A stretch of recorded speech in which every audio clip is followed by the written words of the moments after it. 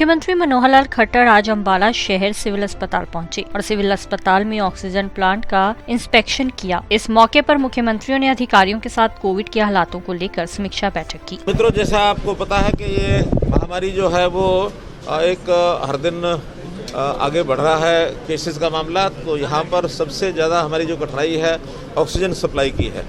Oxygen का भी alternative जितने हमारे पास उपलब्ध हैं वो सब कर रहे हैं, लेकिन हमारी ऑक्सीजन ठीक से सब जगह पहुंच जाए और हर एक पेशेंट को उसकी आवश्यकता के अनुसार ऑक्सीजन जरूर मिले।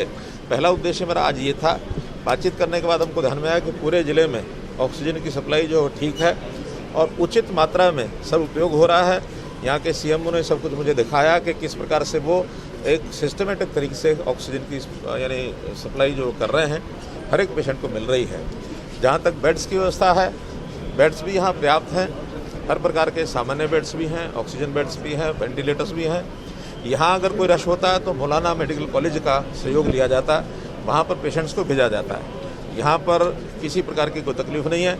केवल दवाइयों के मामले में ज़रूर, क्योंकि पीछे से बहुत कम आ रही है, चाहे वो रेमडेसिविर है या टॉक्सिली है, ये कम आ रही है। फिर भी उसका कोटा जो है, यहाँ का कोटा यहाँ है, तो रेमडेसिविर में उपलब्ध हो रही है।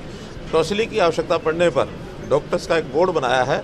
वो बोर्ड जिसकी डिमांड को उचित समझेगा उनको वो सप्लाई की जाएगी। हमारे पास अभी सिर्फ 160 टॉक्सिली के इंजेक्शन हैं, लेकिन क्योंकि हर पेशेंट की इच्छा करती है, डॉक्टर के बोर्ड की सलाह के ऊपर ही हम उसको सप्लाई करेंगे। प्राइवेट अस्पतालों की एक जो मुझे कठिनाई समझ में आई है कि उनके पास जितने बेड्स हैं उन्होंने उसकी सीमा को ध्यान में न रखते हुए पेशेंट्स को एडमिट करना शुरू किया है।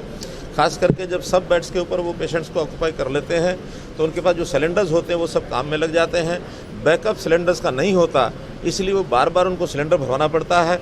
हमने अपना शेड्यूल जो है वो 24 घंटे में पूरी जितनी भी कोटा है सब जगह का वो पहुँचे। तो यहाँ पर हमारे ड्रग कंट्रोलर जो है उसको सारे को सप्लाई करते हैं, कमी नहीं आती है। सिर्फ बार बार सिलेंडर भरवाने की जो कठिनाई है वो जो कि फिलिंग स्टेशन जो एक है वहाँ पर ये थोड़ा समस्या आती है।